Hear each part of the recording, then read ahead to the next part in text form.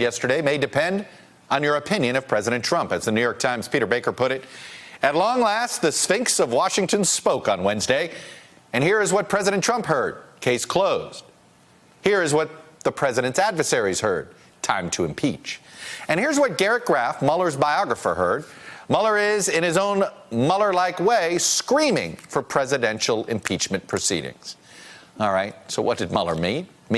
Joining us now is someone else who knows Robert Mueller pretty well. Bob Anderson was the executive assistant director of the FBI, while Mueller was the bureau's director, worked in the home office there with him. Mr. Anderson, good to see you, sir. Good to see you, Chuck. All right, everybody is trying to read between the lines of what Mueller meant, what he said. You saw what Garrett Graff thought Mueller was doing. Many of us assumed that if he's amplifying a footnote, that yes, he seems to be sending a message. But you know this man better than all of us. What did you hear? So good points. One thing I will tell you, and I worked for three directors, Louis Freeh, Bob Mueller, and then Jim Comey. And Bob Mueller, I think, does it as well as anybody ever could. The fact that he got up and made a testimony and a brief statement about his report is extremely significant to me, because over the years that I worked with him, even when we would go up to Congress, the Senate, the House Intelligence Committee, the National Security Council, he would only go when it was so significant he really wanted people to listen. And I can tell you the key thing that I took away from this, Chuck, yesterday was, look, he put the report out, he let everybody talk. I think he wanted to clarify exactly what he meant by it. And as a lot of your guests have said tonight, he clearly put it out to the Congress to say there's something here that you really need to look at. That's the significance of him coming out for that 9-minute news conference yesterday, Chuck. So you did view it that's in his own way, he's saying this was a referral to Congress.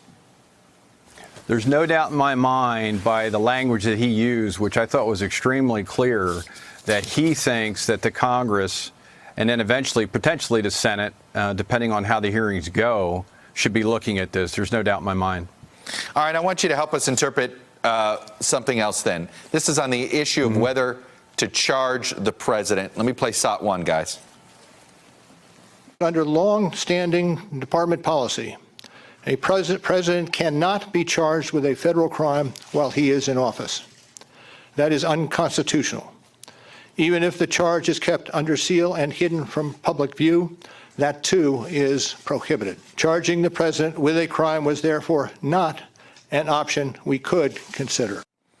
I'm sure you've heard what Bill Barr has said. He said he believes in his own personal opinion that Mueller could have indicated what he would have done, even though he formally couldn't have indicted him.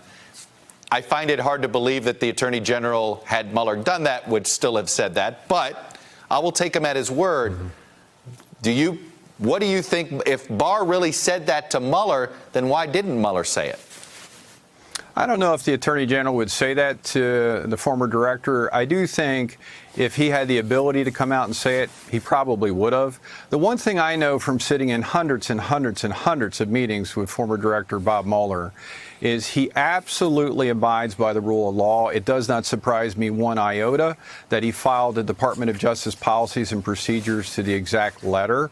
But I think some of this could have been set up front or at least clarified for the American people, because I think that is part of this which is confusing. After the entire investigation, now there's a statement. I think the reason he did that, however, though, he wanted to conduct an investigation thoroughly, which obviously he did with his team, but then come to a conclusion of where, okay, I can't say he did, I can't say he didn't. However, I'm telling the Congress loud and clear, there's something that you should probably pursue here. I want you to see if you react to something here. It's not that flattering about Mr. Mueller. It's from our former federal prosecutor, Ken White, and he writes this in The Atlantic. He says, Mueller is a man out of time. This is the age of alternatively factual tweets and sound bites. He's a by-the-book throwback who expects Americans to read and absorb carefully worded 400-page reports. Has he met us? His high standards sometimes manifest as touching naivete. Fair critique? Well, look, I'll tell you, there's no doubt that we've moved forward in the age of communication and all the different things that we can do via cyber links. And social media apps. But look, this was a thorough investigation. Any United States attorney and anybody that's been in the FBI for any number of time, this is not unusual. A 400-page report, to me, is not that big of a deal to go read. I think the members of Congress should read it, right? So, and it's very important. Look, this isn't a run-of-the-mill case.